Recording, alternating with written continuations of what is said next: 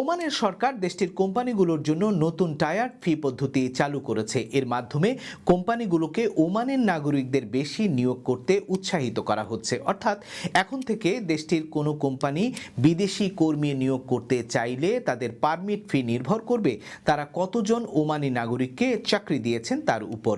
যেসব প্রতিষ্ঠান নির্ধারিত ওমানাইজেশন লক্ষ্য পূরণ করবে তার বেশি স্থানীয় নাগরিকদের নিয়োগ করবে, তারা বিদেশি কর্মী পারমিট ফিতে 30% পর্যন্ত ছাড় পাবে। আর যারা এই লক্ষ্য পূরণে ব্যর্থ হবে তাদের আগের তুলনায় দ্বিগুণ ফি দিতে হবে। অর্থাৎ স্থানীয়দের চাকরি না দিলে খরচ বাড়বে।